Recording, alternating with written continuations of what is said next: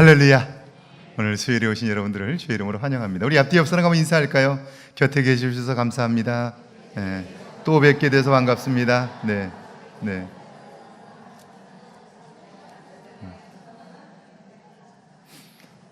오늘 하루도 수고하셨습니다. 네, 애쓰셨습니다. 예, 오늘 하루도 수고하셨습니다. 네. 근데 한번 물어봐야 돼요. 여러분 정말 열심히 오늘 하루 사셨는데 왜 그렇게 열심히 사셨습니까? 왜 그렇게 열심히 사셨죠? 이렇게 얘기하면 뭐 여러 가지 얘기들을 하시겠지만 결론은 돈 벌기 위해서 열심히 사는 겁니다. 그러죠? 이렇게 얘기하니까 또 나이 드신 분들은 목사님 우리가 무슨 돈을 버느냐고. 근데 지난번 제가 한번 우리 권사님에게 어디를 열심히 가셔서 어디 가시냐 했더니 양로당 가신다고. 근데 뭐 이렇게 급히 가시냐 그랬더니 내가 오늘 안 가면 보조금이 안 나오기 때문에 빨리 가서 보조금이 나오려면 빨리 가서 출석 체크를 해야 된다고. 그래야 보조금이 나온다고. 그러니까 그분도 돈 벌러 가시는 거예요. 그러니까 모든 사람들이 다 열심히 사는 이유는 돈을 벌기 위해서예요. 틀림없습니다. 그러면 열심히 돈을 벌기는 하는데 그럼 그 번 돈을 어디다 쓸 거냐고 물어본다면 사람들은 어디다 쓸 것인가에 대한 대답을 가지고 있질 않아요. 그래서 쌓아는 두는데 왜 돈을 벌어야 하는지 처음에는 그저 많이 가져보고 싶은 마음에서 돈을 열심히 버는데 벌고 나서 어디다 쓸 것인가에 대한 계획들이 없는 거예요. 그러다 보니까 돈이 쌓이는 것으로 인하여 처음에는 기쁨이 있었는데 시간이 지나면서 어느 정도 가지고 나니까 그게 내게 기쁨이 되질 못하는 거예요. 그런데 이미 내 삶은 그렇게 자리를 잡아서 눈 뜨면 거기를 가게 되고 일하게 되고 그리고 저녁이면 파김치가 되어 돌아오게 되고 마치 다람쥐가 쳇바퀴를 돌듯이 한 걸음도 못 나가지만 그 자리에서 열심히 돌리는 것과 같은 그런 삶을 살고 있지는 않느냐는 거예요. 여러분 돈을 왜 버십니까? 이건 우리 세대에도 굉장히 중요하지만 우리의 자녀들에게 공부를 열심히 해라 열심히 해라 이야기를 하는데 목적은 돈을 더 많이 벌기 위함이에요. 그런데 돈을 더 많이 벌려고 이야기는 하는데 그 번 돈을 어디서 써야지요? 라고 말하면 대답할 말이 준비되어 있지 않은 거예요. 자, 왜 돈을 벌어야 할까요? 어디다 쓰려고 돈을 벌어야 할까요? 이게 결국 우리의 인생을 결정하는 거예요. 여러분 지금까지 돈 열심히 버셨는데 어디다 쓰시겠어요? 또 어디다 쓰며 오셨어요? 이것은 단순히 돈 얘기만 아니고요.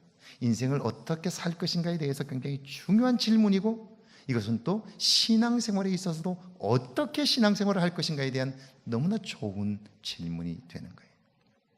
자, 조금 어려울 수 있어요. 제가 영상을 하나 보여드릴 텐데 조금 어려울 수 있어요. 그런데 제가 지금 말씀드린 돈을 어디에다 쓸 거냐, 돈을 왜 버냐 하는 것에 대한 질문을 가지고 오면 여러분들이 아마 공감할 수밖에 없는 그런 영상일 거예요. 서울대 심리학과 교수인 최인철 교수가 이 돈을 어디다 쓸 거냐 하는 것에 대한 이야기를 아주 짧게 해줄 텐데요. 여러분들의 인생에서 한번 소중한 생각을 할 수 있는 거리가 되면 좋겠습니다. 영상 한번 보시죠. 도대체 여행이 왜 이렇게 강한 행복감을 주느냐? 벗어난의 경험도 있고요. 또 행복감을 주는 여러 가지 활동들을 다양하게 한꺼번에 경험하게 한다라는 그런 의미도 있습니다. 근데 또 하나의 여행이 그렇게 우리에게 행복감을 주는 이유는 최근에 학자들이 돈과 행복에 관한 연구를 하면서 돈을 많이 벌면 행복감이 늘어나는 거냐 이 질문에서 돈을 어떻게 쓰는 게 행복에 유리한 거냐라는 쪽으로 질문의 방향을 조금 바꾸기 시작을 했습니다. 에리 프로미슨 소유냐 존재냐 이 책 너무나 잘 아실 겁니다. 소유를 추구하는 인간이 될 거냐 존재라는 걸 경험하는 인간이 될 거냐. 근데 그 질문을 조금 바꿔보면 소유물을 사는 소비를 할 거냐 소유물을 산다는 건 이렇습니다. 옷을 사게 되면 옷이라는 소유물이 생깁니다. 그런데 우리가 소비하는 대상을 보면 이렇게 소유물이 생기는 대상만 있는 게 아니라 뭔가를 경험하고 체험하기 위해서 돈을 들이는 경우도 있습니다. 여러분은 지금 무료로 듣고 계시지만 만일 여기에 참가비가 있다고 가정해 보시면 이런 강의는 소유물이 생기지 않습니다. 경험하고 생각하는 겁니다. 여행도 마찬가지죠. 그런데 학자들이 연구를 해보니까 소유물을 샀을 때 경험하는 행복감은 경험을 샀을 때 행복감에 비해서 강도도 약할 뿐만 아니라 오래 가지 않는다는 겁니다. 그런데 이 경험을 위한 소비가 행복감이 강하고 오래 가는 이유가 뭐냐? 이야깃거리를 만들어내기 때문에 그렇습니다. 사람들은 뭔가에 대해서 신나게 이야기할 때 행복감을 느낍니다. 여러분이 사신 옷을 놓고 잠깐은 누구랑 이야기할 수 있어요. 내가 이 옷을 샀는데 너무 예쁘다. 근데 몇 년째 이런 얘기를 하지 않습니다. 근데 우리가 몇 년 전에 다녀온 여행에 대해서는 지금도 이야기를 합니다. 어떤 분의 표현처럼 어떤 여행은 인생을 바꿉니다. 어떤 옷은 인생을 못 바꿉니다. 어떤 옷도 사실은 뭐 예외적으로 그럴 수는 있겠지만 어떤 옷도 우리의 인생을 바꾸지는 못합니다. 어떤 생각할 수 있는 기회는 우리의 인생을 바꿀 수 있습니다. 그런데 어떤 자동차는 우리의 인생을 바꾸지는 못합니다. 그러니까 우리 일상생활에서 가장 현실적으로 중요한 그리고 가장 빈번히 우리에게 다가오는 주제가 돈의 문제인데요.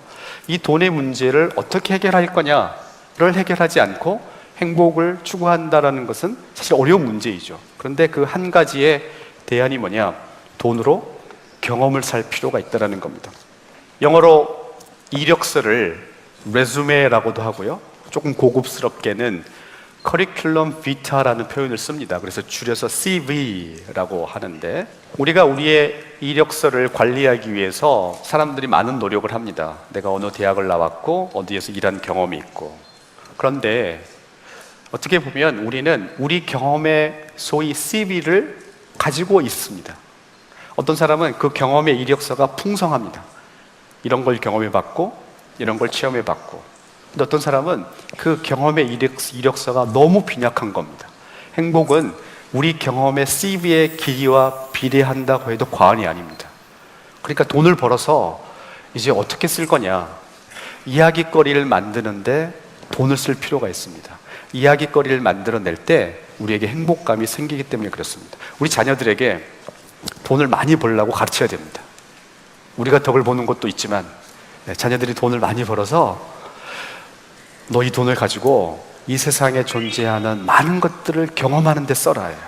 소유물을 늘리는 데 돈을 쓰지 말고 너의 경험을 늘리는 데 돈을 써라. 이것이 돈에 대해서 우리가 자녀들에게 줄 수 있는 최고의 가르침이고 우리 자녀에게 줄 수 있는 최고의 가르침이라면 우리가 실천해야 되는 어떤 가르침이라고도 얘기해 볼 수가 있습니다.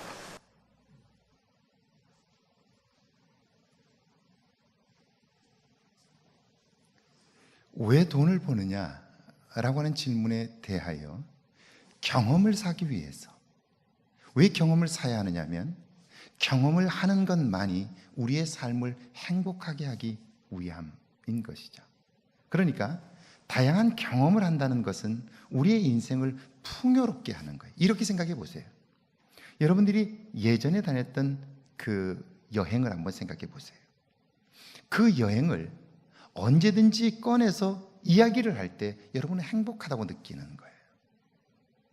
그런데 그 경험이 없는 사람들은 결국 추억할 만한 것들이 없게 되고요. 추억할 만한 것들이 없게 되면 자기가 가지고 있는 소유, 그것을 자랑하게 되는데 그 자랑은 한 번 내지 두 번 하고 나면 끝나는 거예요. 더 이상 자랑할 수 없게 되는 거예요. 그것이 삶을 행복하고 풍성하게 해주지를 못한다는 거예요. 제가 목회를 하면서 가능하면 교인들과 함께 시간을 보내려고 하는 거예요. 같이 사실은 성지순례를 다녀오고 그리고 제가 독일 종교개혁지를 다녀오고 또 이번에 어디를 가려고 계획하는 일들은 제가 와서 여러분들이 아마 그런 경험들을 계속해서 여러분에게 제공할 거예요. 제가 와서 제일 먼저 한 일이 뭐냐면 장로님들을 중심으로 해서 권사님들과 집사님들이 다른 교회 선진교회를 방문하게 하는 거였어요. 밖으로 나가게 하는 거였어요. 그리고 제가 여신도 회원들과 함께 1박 2일로 나가서 같이 지내는 거였어요. 그리고 계절이 되면 1여신도회, 2여신도회, 3여신도회와 함께 남신도회와 함께 가서 족구하고 그런 것들을 계속해서 하는 거예요. 왜 그러냐면 함께 더불어 사는 경험들을 하기 위한 거예요. 그 경험이 우리로 하여금 함께 공유할 수 있는 것들을 만들어내고 좋은 추억들을 만들어낸 거예요. 추억들. 그리고 그 추억들은 우리로 하여금 하나 되게 할 뿐 아니라 함께 있으면 즐겁다고 느끼게 하는 거예요. 그런데 전통적인 교회일수록 이런 함께 만나는 모임들이 거의 단절되어 버렸어요. 제가 저희 교회에 왔을 때에도 우리 교회 모임은 그저 회비 걷는 모임 외에는 다른 모임은 없었어요. 함께 즐기고 함께 교제하고 함께 모이면 기쁜 이런 모임들은 거의 없었어요. 이런 생활에 익숙해지니까 교회를 아무리 오래 다녀도 함께 공유할 추억이 없는 거예요. 그러니까 결속력이 약해요. 우리 교회 남성들이 그래요. 왜 그래요?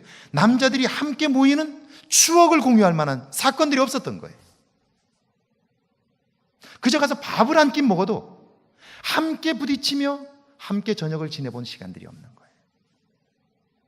그러니까 우리 교회 안에 오랫동안 30년을 교회를 다녔지만 남자들의 경우에는 함께 공유할 추억이 없는 거예요. 모래알 같은 거죠.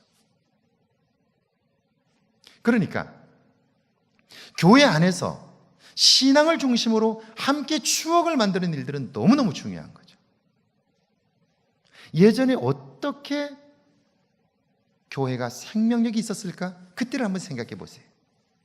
이유는 뭐냐면 저녁만 되면 모여서 함께 기도했어요. 그저 밥 한 끼 함께 먹으면서 이야기하는 게 즐거웠어요. 어쩌다 함께 모여서 연극 한 편을 만들어서 무대에 올리고 그거 했던 것이 너무너무 좋았던 거예요. 그런데 언제부터인가 그런 것들을 하지 않게 되었어요. 모이는 것 자체를 귀찮아하기 시작해. 그러면서 결국 우리는 함께 공유할 추억이 없는 거예요. 그렇게 되면서 신앙도 사실은 신앙이란 하나님과 함께하는 경험인데 내가 혼자 되고 나서부터 함께 더불어 경험하는 하나님 경험을 우리는 잃어버린 거예요. 하나님에 대하여 할 얘기가 없는 거예요.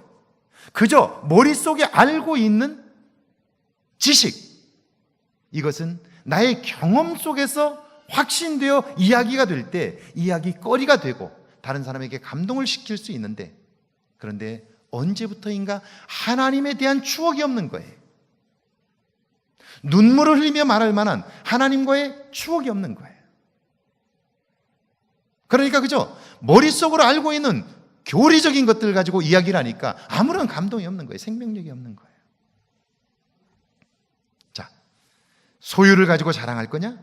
아니면 내 안의 경험과 그리고 내가 알게 된 사실들, 나의 마음이 촉촉히 적셔졌던 이 경험들을 가지고 이야기할 거냐? 이게 모임이나 교회 안의 생명력을 결정하는 거예요. 오늘 여러분은 무엇을 얻기 위하여 이 시간에 오셨습니까? 하나를 더 알아간다는 것도 중요하지만 그것보다는 하나님에 대한 경험을 할 수 있는 시간이 된다면 여러분을 중심으로 해서 하나님을 경험한 사람들이 모일 수 있게 되고요, 그들과 함께하는 시간들이 결국 아름다운 추억을 만들어내는 것이죠. 그리고 그 추억을 공유하는 만큼 우리는 서로 사랑의 교감을 나눌 수 있게 되고요, 하나라는 생각을 할 수 있게 되는 거예요. 그러니까 교회가 주일날 그저 한번 왔다 가는 사람들을 숫자에 포함은 시키지만 그들이 언제든지 교회를 떠날 수 있다는 사실을 우리는 꼭 기억해야 돼요. 왜냐하면 함께 추억을 공유하는 추억의 공유가 없으면, 그들이 이곳에서 하나님을 경험하는 사건이 없으면 그들은 이곳에 뿌리를 내리지 못한, 마치 물 위를 떠다니는 부평초와 같다라고 말할 수 있어요. 이곳에서 얼마나 오랫동안 다녔느냐, 그건 그렇게 중요하지 않아요. 이것은 교회 안에 지도자가 되는 사람들에게는 더 중요해요. 교회 안에 지도자가 되는 사람이 다양한 경험을 하는 일이 참 중요하죠. 특별히 하나님과의 경험이 너무너무 중요해요.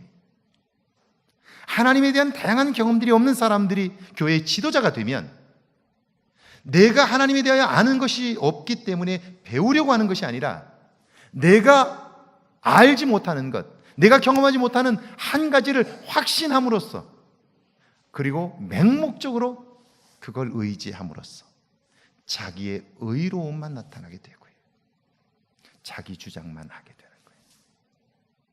그래서 교회 안에 지도자를 선출할 때 다른 사람들과 어떻게 잘 지내는가를 꼭 봐주셔야 돼요. 그리고 이 사람이 얼마나 다양한 경험을 해서 열린 세계를 살고 있는지, 열린 생각을 가지고 있는지, 이게 너무너무 중요한 거예요. 그리고 교회의 가장 중요한 가치, 우리가 모이는 목적은 와서 하나님을 함께 경험하고 내가 경험한 하나님을 누군가에게 자신 있게 말할 수 있는 사람들, 이런 사람들이 교회 안에 지도자가 될 때 교회는 생명력 있는 모임이 될 수 있게 되는 것이죠. 할렐루야. 그리고 그런 일에 사람들이 하나님을 경험하고 기뻐하며 믿음 안에 살고자 하는 그 일에 교회의 재정을 투자하게 되고 그 사람들을 통해서 하나님의 일을 이루려고 하는 것이죠. 이게 없으면, 우리가 돈을 버는 목적을 잃어버리면 돈은 가지고 있으나 결국 우리는 가난한 사람이 되는 것처럼, 교회 안에 있으나 하나님 경험이 없는 사람들은 결국 자기가 알고 있는 성경적 지식 몇 가지로 모든 것을 판단하려고 해요. 거기에는 사람을 품을 수 있는 마음이 없게 되고요, 하나님과의 경험이 없기 때문에 따뜻함이 없고요, 누군가를 감동시킬 수 없게 되는 것이죠. 소유가 아니라 존재입니다. 가지는 것이 아니라 내가 주 안에서 얼마나 하나님을 많이 경험하느냐, 내가 함께 더불어 살면서 받았던 은혜들을 함께 나눌 수 있는 교회, 그 교회가 생명력이 있는 교회인 것이죠. 할렐루야. 제가 왜 선교를 자꾸 물론 예수님께서 마지막 우리에게 주신 소명이, 사명이 선교예요. 그것도 있지만 그 선교를 하면서 같이 가서, 선교지에 가서 같이 고생하고 땀 흘리고 애쓰면서 우리는 그곳에서 함께 하나님 경험을 하는 거예요. 그리고 하나님 경험을 함께 공유하게 될 때 교회는 그 모임을 통해서 생명력 있는 모임으로 자라가게 되는 거죠. 그러니까 우리 교회가 생명력 있는 교회로, 그리고 날마다 변화가 일어나는 교회를 꿈꾼다면 여러분들 한 사람 한 사람은 이 안에서 나부터 시작해서 우리 모임이 하나님을 경험하도록 끊임없이 준비하고 진행하는 일이 중요해요. 성가대는 노래하는 모임이 아니고요, 하나님을 경험하는 모임이 될 때 말하지 않아도 그들은 자연스럽게 그 모임을 사모하게 되고요, 모이기를 기뻐하게 되는 거죠. 강제로 의무적으로 아무리 해보세요, 안 돼요. 돈을 줘보세요, 안 돼요. 그러나 하나님을 경험하도록 만들어주면 그곳에서 그들은요 정말 보람과 기쁨을 얻을 수 있게 되는 것이죠. 오늘 이 시간을 통해서 하나님을 경험하는 여러분들 되시기를 바랍니다. 자, 믿음으로 인한 의로움을 자랑하십시오 입니다. 밑에 한번 같이 읽어볼까요? 시작.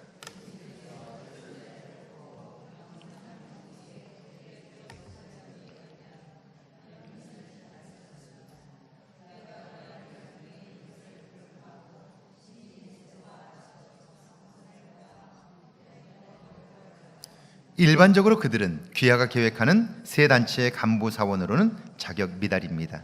학력이 너무 낮고 경험이 부족합니다. 그들은 단체 관념이 없고 협조 정신이 약합니다. 시몬 베드로는 정서적으로 안정성이 부족하고 성격이 과격합니다. 안드레는 한마디로 무능력자입니다. 세베대의 아들 야고보와 요한 형제는 개인의 이익을 추구할 사람들입니다. 도마는 매사에 부정적이고 질문뿐이요 추진력이 없습니다. 마태는 자기의 이익을 위하여 무슨 짓이나 할 사람입니다. 알페의 아들 야고보와 다데오, 이 두 사람은 사회혁명을 누리는 과격한 불온 사상에 감염되어 있습니다. 귀하가 추천한 12명 중 긍정적인 해답을 드릴 사람은 한 명뿐입니다. 가롯 유다입니다. 그는 능력과 가능성이 있고 사회 지식도 풍부합니다. 사교성도 있어 상류 권력층과 접촉할 수 있는 인물입니다. 강한 동기와 의욕에 차 있습니다.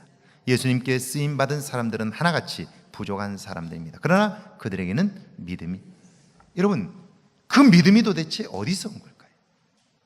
그 믿음이 어디서 온 걸까요? 보세요. 처음 예수님의 제자들이 예수님의 부름을 받아서 예수님과 함께 다녔던 지난 3년 동안 그들은요, 예수님이 하시는 모든 일들을 봤어요. 그리고 직접 경험했어요. 그러나 삶의 변화는 없었어요. 왜 그럴까요?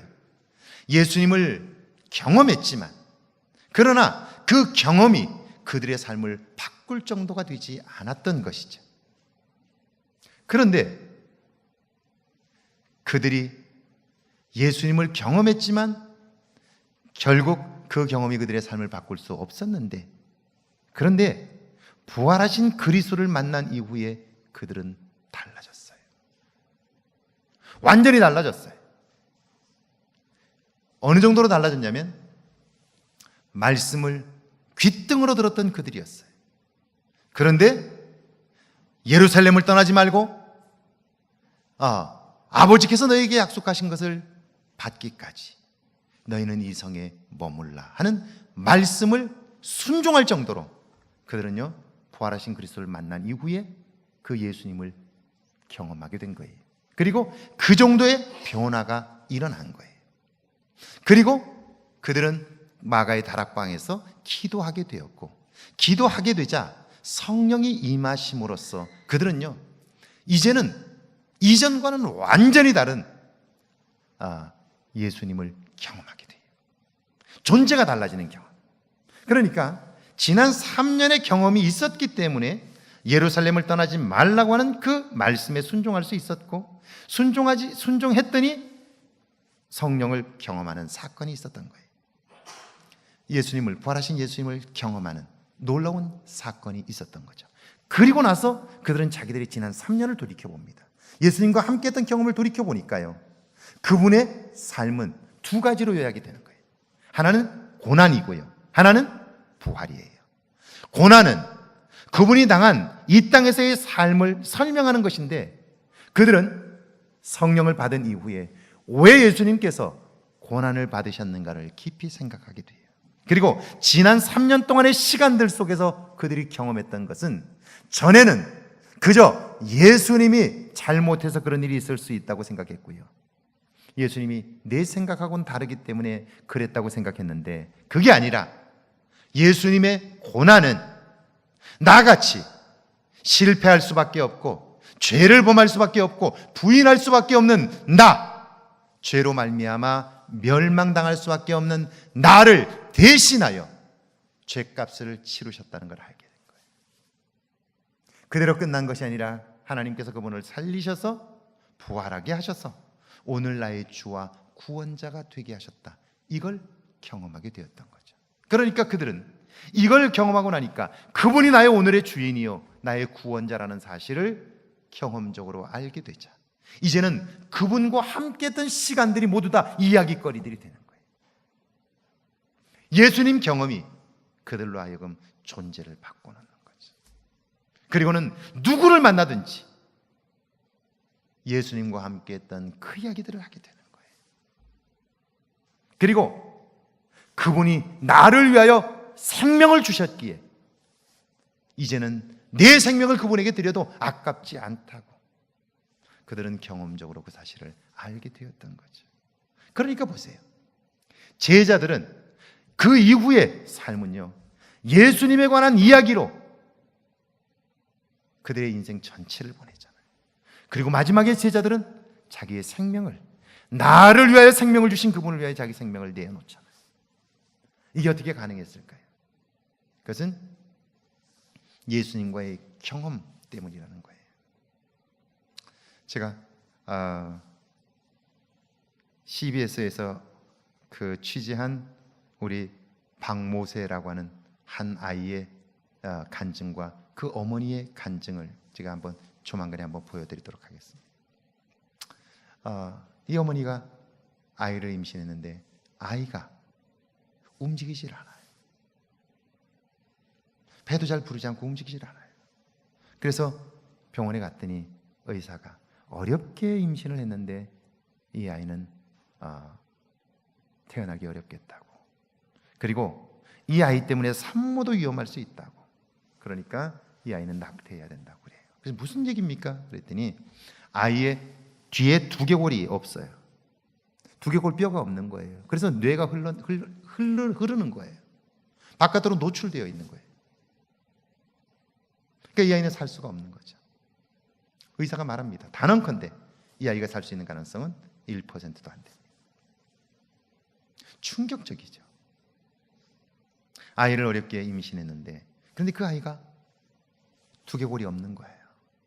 그러니까 대뇌와 소뇌가 그냥 흐르는 거예요. 흐르는 거.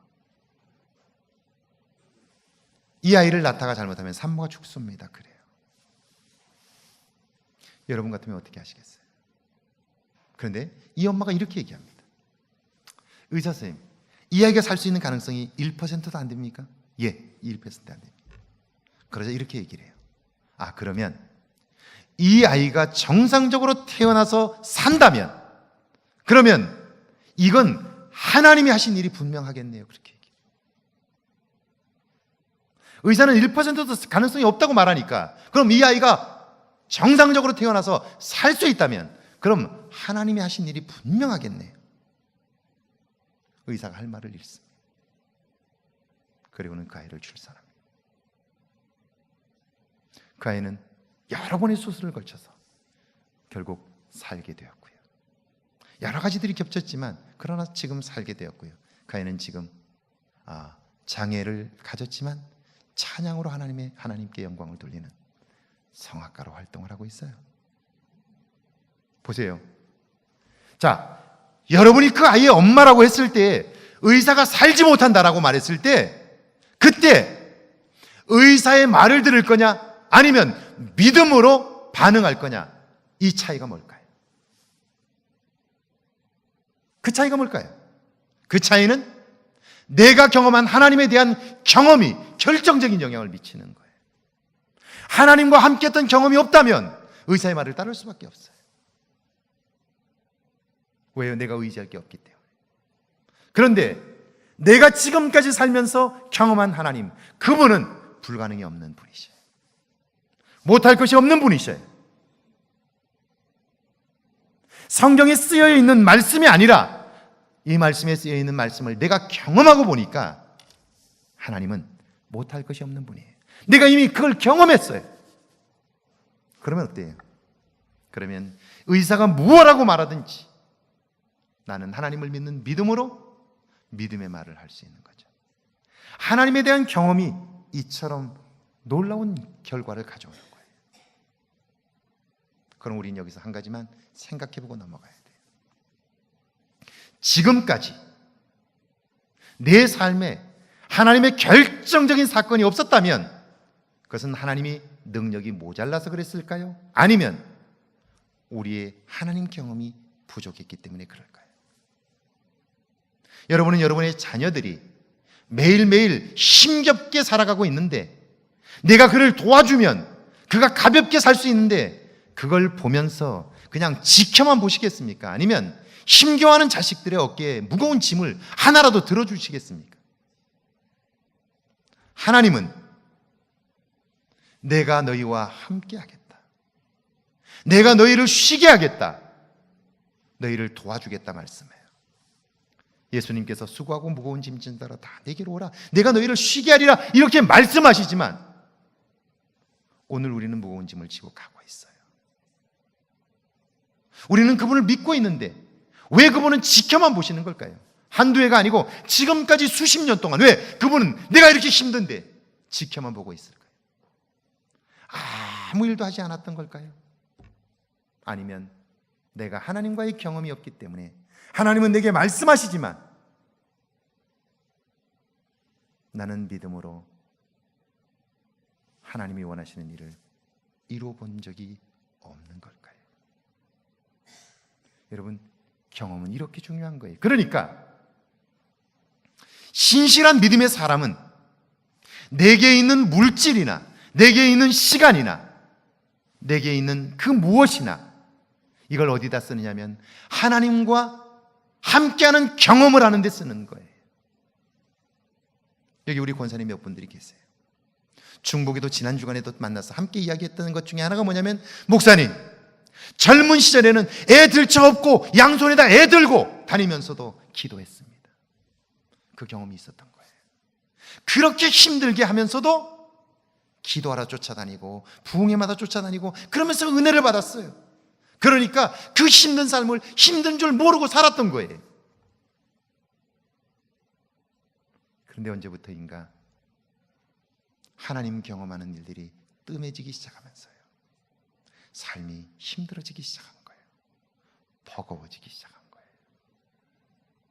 왜냐하면 나 스스로 그 짐을 지고 갈 만한 능력이 없기 때문이죠.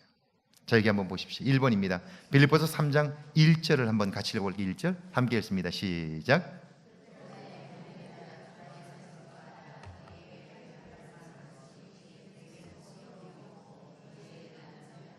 자, 마지막까지 그의 관심은 기쁨이었습니다. 1번이죠. 주 안에서 기뻐하라, 이렇게 말합니다.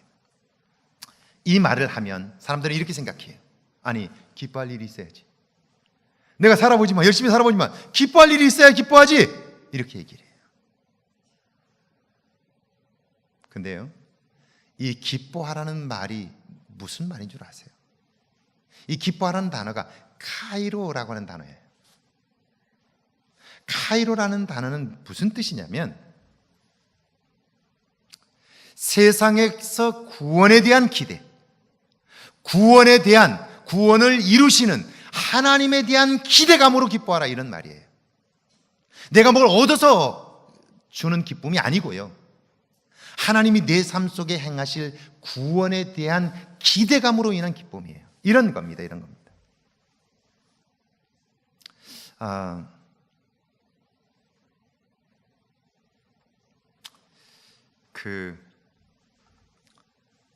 모세의 어머니, 성경 출애굽기에 나오는 모세의 어머니,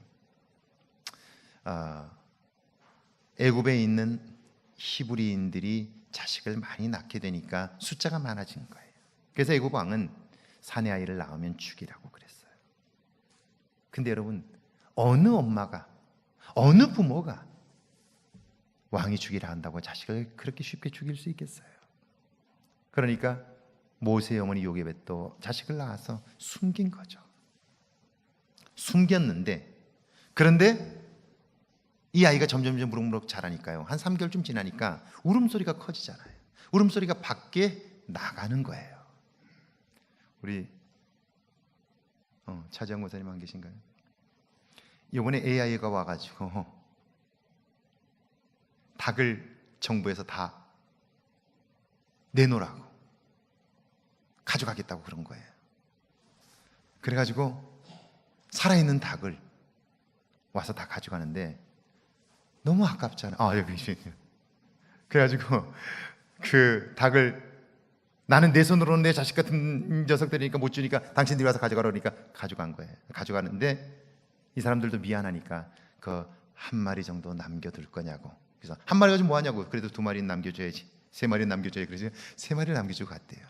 그럼 이놈들이 좀 가만히 있어요. 지들이 지금 죽는 명인들이 지금 살려 가면 죽는데 여기 있으면 가만히 있어야 될 거 아니에요. 그런데 이 세 놈이 지들이 죽을 줄도 모르고 새벽에 그냥 4시, 5시쯤에 꺾여 하고 막 울은 거예요. 이게 주변 사람들이 저 집에 닭 있다고 얘기해가지고 또다시 연락이 온 거예요. 연락이. 자, 보세요. 지금 다 가져갔는데 지금 몇 마리 지금 남겼는데 지들이 좀 가만히 있어야 될 거 아니에요. 근데 닭은 모르잖아요. 애기가 알아요? 몰라요. 애기는 몸이 크니까 울음소리가 커진 거예요. 그러게 이제 더 이상 숨길 수가 없게 된 거예요. 자, 보세요. 숨길 수가 없다면, 그러면 대부분의 사람들은 어떻게 하냐면요, 안고 있다가 애가 울어가지고 옆집에서 신고해가지고 결국 그 아이를 끌고 가도록 돼 있어요. 왜? 다른 방법이 없으니까요. 그런데 모세의 어머니 요게벳은 다릅니다. 그 상태에서 이젠 더 이상 내가 이 아이를 돌볼 수 없다고 생각하게 되자 요게벳은요, 갈대 상자를 만듭니다. 그리고 그 안에다가 역청, 콜타르를 바릅니다. 물 들어오지 않도록. 바구니 하나를 만들고 그 안에 콜타르를 발라가지고 물이 들어오지 못하게 만들어요. 그리고 아이를 거기다가 담아서 나일강에 띄웁니다. 자, 이 아이를 죽이려고 하는 겁니까? 살리려고 하는 겁니까? 하루라도 더 데리고 있으려면요, 하루라도 더 살리려면요, 내가 안고 있어야 됩니다. 그런데 나일강에 띄우면, 여러분, 애굽 사람과 히브리 사람은 얼굴 모양이 다릅니다. 딱 보면 이건 히브리 아이인 걸 금방 합니다. 그러니까 살 수 있습니까? 죽습니까? 죽는 거예요. 그런데 왜 모세의 어머니는 그렇게 하는 거죠? 왜 그렇게 하는 거예요? 뭐 때문이냐면 카리스가 있기 때문입니다. 카리스. 카이로가 있기 때문에. 카이로란 말이 무슨 말이냐면, 지금 하나님이 나를 통하여 행하실 구원에 대한 기대라는 뜻이에요. 그러니까 지금 이 아이가 죽게 되었지만, 내가 더 이상 이 아이를 돌볼 수 없지만, 그러나 하나님은 오늘 이때에도 이 사건을 통하여 내 삶의 구원을 이루실 것이다 라고 하는 확신이 있는 거예요. 믿음이 있는 거예요. 이 믿음은 어디서 왔을까요? 하나님과의 지금까지의 경험을 통하여 알게 된 거죠. 경험을 통하여 알게. 그 경험은 어떻게 얻어진 걸까요?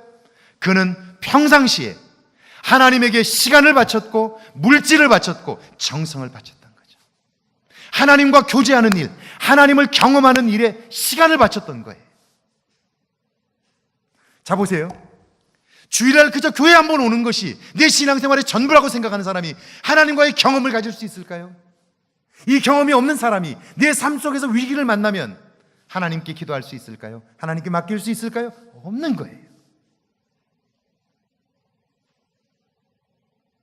결국 세상에서 자꾸 큰 어려움이 오면 세상적인 방법으로 풀려고 하다가 지치고 쓰러져 버리고 마는 거죠. 하나님에 대한 경험이 없기 때문에 그런 거죠.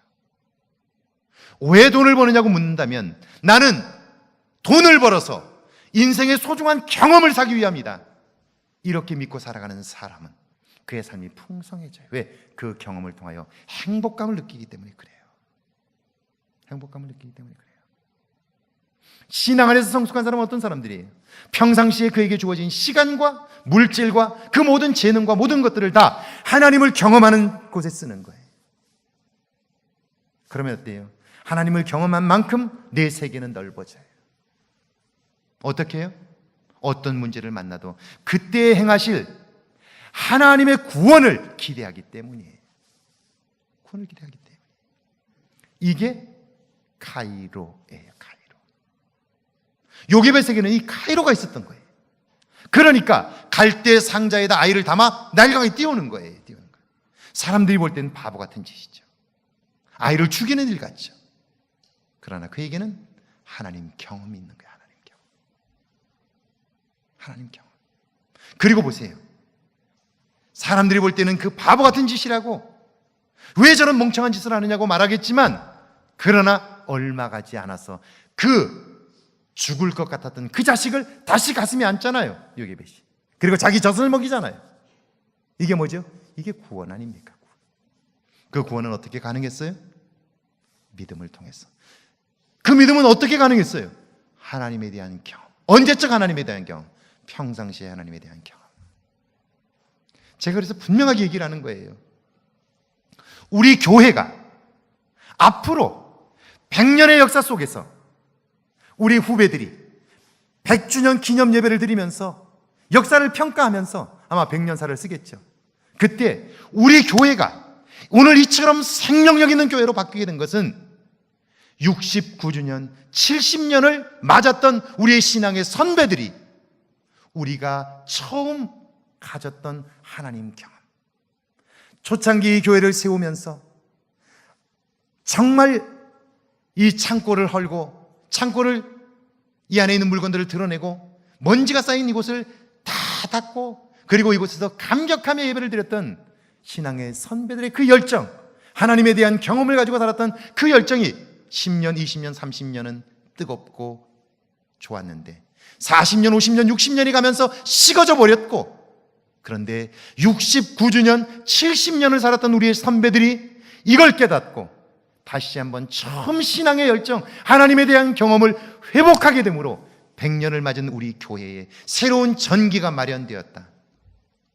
그때 있었던 사람들의 이름이 여기 우리 김두만, 또 여기 최영수, 심순옥, 이런 사람들이었다. 저는 여러분들이 저와 더불어 100년의 역사 속에 교회를 새롭게 한 주인공들이 되면 좋겠다는 거예요. 할렐루야, 할렐루야. 기쁨은 바로 그런 거예요. 그저 무엇을 얻어서 내가 장로가 되고 내가 목사가 되고 이런 거 아니고요. 여러분, 그건 결코 기쁨을 주지 못해요. 제가 그래서 목사가 되고 나서 목사 안수식을 제가 하고 나서 제가 오늘 보니까 1995년 5월 29일 날 제가 목사 안수를 받았어요. 95년 5월 29일 날 제가 안수를 받았는데요. 안수를 받고 났는데 제가 달라진 건 없는 거예요. 일면 제가 그래도 기름 부음을 받는데 안수를 받으면 내 안에 뭔가 달라질 줄 알았어요. 뭔가 새로워질 줄 알았어요. 근데 내가 목사가 되었는데 기름 부음을 받았는데 내 삶에 달라진 건 아무것도 없는 거예요. 여러분, 장로님이 되시면 달라질 것 같아요? 안 달라져요. 권사가 되면 달라지나요? 여러분 경험해서 알잖아요. 안 달라져요. 안수집사가 된다고 달라지는 건 아닙니다. 제가 이걸 가지고 묵상하다가 제가 설교 한 편을 새로 썼어요. 그 설교 제목이 뭔 줄 아세요? 임직, 그것은 땅에 씨앗을 심는 것입니다. 제가 이런 설교를 한 편 썼어요. 임직이라고 하는 것은 뭐냐면요, 마치 씨앗을 땅에 심는 것과 같아요. 땅에 심는 것과 같아요. 전에는 그냥 씨앗으로 있었어요. 그런데 이제 하나님이 쓰시겠다고. 여러분, 그냥 씨앗은 가지고 있으면 한 알 그대로 있어요. 싹이 안 납니다. 그대로 있어요. 그런데 그 씨앗을 땅에 심으면 어때요? 심으면 싹이 나기 시작합니다. 그런데 보세요. 싹이 나는데 땅 속에서 싹이 나기 때문에 싹 나는 게 보입니까? 안 보입니까? 보입니까? 안 보입니까? 안 보여요. 그러니까 사람들은 뭐라고 생각하냐면 안수를 받았는데 달라지는 건 없는 거예요. 보이는 것이 없는 거예요. 그러니까 어때요? 목사 안수를 받아도 별거 아니네, 이렇게 생각하기 쉬운 거예요. 보세요. 땅속에 씨앗을 심었으면 자란다는 걸 믿어야 돼요. 왜요? 보이지 않지만 그 속에서는 싹이 나고 있는 거예요. 이걸 믿어야 돼요. 믿지 않으면 어떤 일이 벌어지냐면, 저도 그랬어요. 엄마 아빠를 따라서 봄에 땅을 갈고 인분을 갖다 주고 그리고 감자를 심었어요. 내가 심었기 때문에 빨리 싹이 나는 걸 보고 싶은 거예요. 그래서 아침에 일어나면 제일 먼저 밭에 가서 봤는데 싹이 안 나와요. 감자는 그래도 꽤 뿌리가 있었기 때문에 좀 깊이 심어요. 싹이 안 나오는 거예요. 그 다음날 가도 또 안 나와요. 이거 다 썩은 거 아니야? 그리고 땅을 팠어요. 팠더니 감자는 썩었는데 그 썩은 데서 싹이 나왔어요. 근데 썩은 줄 몰랐어요. 왜냐하면 전부 그 속은 다 썩었는데 겉은 껍데기가 있기 때문에 싸고 있어서 잘 몰랐어요. 그래서 싹이 조금 나왔더라고요. 그래서 제가 그 안을 씨앗을 딱 힘을 주고 눌렀더니 푹 하고 터지더라고요. 그 싹은 살까요, 죽을까요? 죽어요. 파버렸기 때문에. 제가 그때 알았어요. 임직은 한 알의 씨앗을 땅에 심는 것과 같아요. 그러면 이제부터는 어떻게 해야 되냐면요, 열심히 물을 주고 갖고 와야 돼요. 그런데 보세요.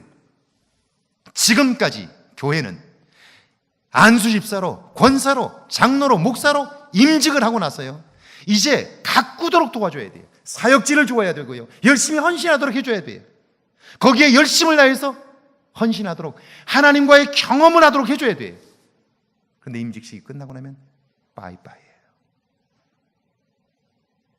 옛날하고 똑같아져요. 그러니까 달라지지 않는 거예요. 심겨지지 않으니까 하나를 그대로 있는 거예요, 그냥.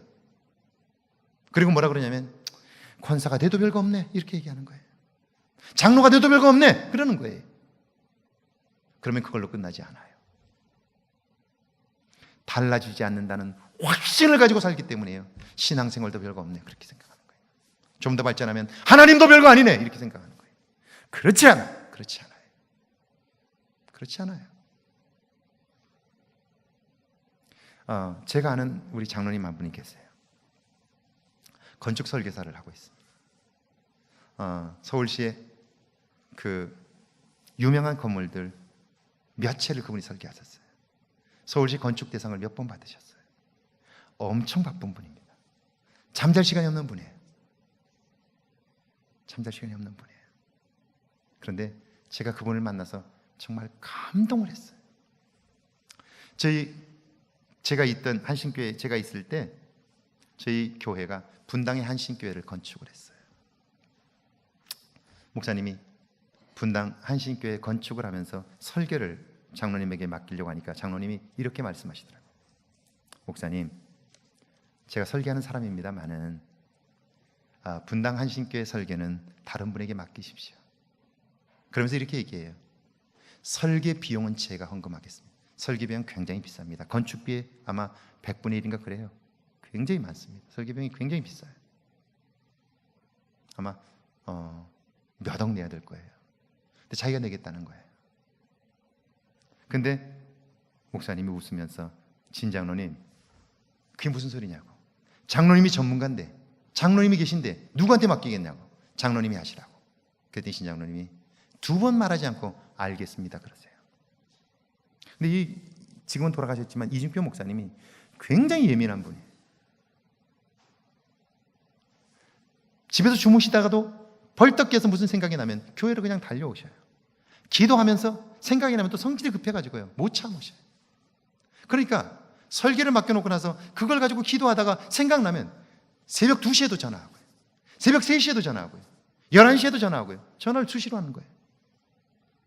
저도 그때 제자 훈련한다고 그냥 교회에서 일주일에 2번씩은 밤을 새우고 있었으니까요. 새벽 3시에도 제 방 문을 벌컥 열어요 목사님.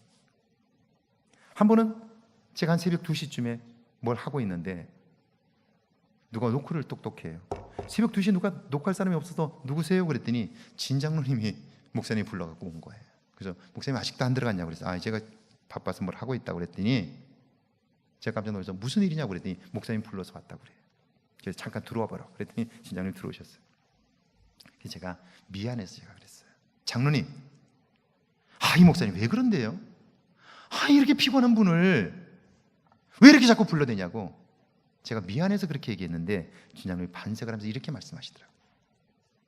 목사님, 저는 그렇게 생각하지 않습니다 그래요. 그래서 어떻게 생각하시는데요? 그랬더니 목사님, 제가 살고 있는 하루 중에서 가장 소중한 시간이 언제일까요? 그래. 글쎄요, 언제일까요? 그랬더니 제 하루 중에 가장 소중한 시간은 잠자는 시간입니다. 왜냐하면 하루에 몇 시간을 잠을 못 자니까. 그러니까 그 시간이 너무너무 귀한 거예요. 자기 하루 중에서 가장 귀한 시간이 잠자는 시간이래.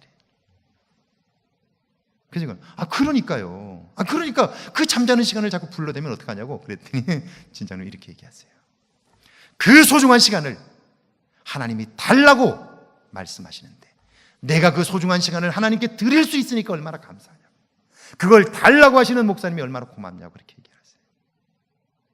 제가 그 이야기를 듣고 우리 진장로님에게 진심으로, 내가 목사이지만 내가 진장로님이 머리가 숙여지고요 진심으로 존경하게 됐어요.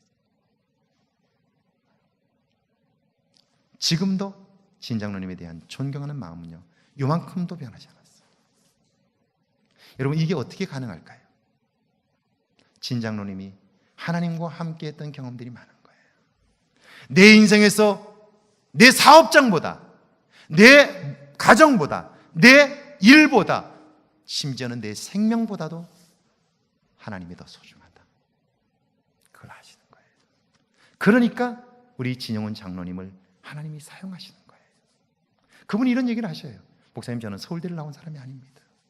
그렇다고 해서 연세대학, 고려대학을 나온 사람이 아닙니다. 그분은 지방대학을 나오신 분이에요. 그런데도 불구하고 하나님이 그를 사용하시는데요, 서울시 건축 대상을 제가 있을 때만 해도 3번 받았어요. 3번을 받았어요. 하나님이 쓰시는 거예요. 자, 주 안에서 기뻐하라는 말입니다. 자, 기뻐하라는 말이 무슨 말이라고요? 카이로라는 단어인데요. 이 단어는 자, 우리 모두 기뻐합시다. 뭐 아유, 저 복권이 맞았으니 기뻐합시다. 뭐 아이고 수입이 갑자기 많아졌으니 기뻐합시다. 기도했더니 응답되었습니다. 그게 아니고요. 하나님이 나를 통하여 행하실 구원에 대한 기대감으로 인하여 기뻐하라는 거예요. 아멘이시죠? 너무 깊었나요, 제가? 뭘로 인하여 기뻐하라고요? 하나님이 나를 통하여 행하실 구원으로 인하여 기뻐하라는 거예요. 그러려면 우리는 매일매일의 삶 속에서 하나님과의 깊은 경험이 있어야 되는 거예요. 내 소중한 시간을 그분에게 드려야 되고요. 내 소중한 물질을 그분에게 드릴 수 있어야 하고요. 나의 가장 귀한 것들을 드릴 수 있을 때, 하나님과의 그 경험들이 있을 때 이런 기쁨들이 우리 안에 넘치게 되는 거죠. 저와 여러분에게 이런 기쁨이 경험되기를 주의 이름으로 축원합니다.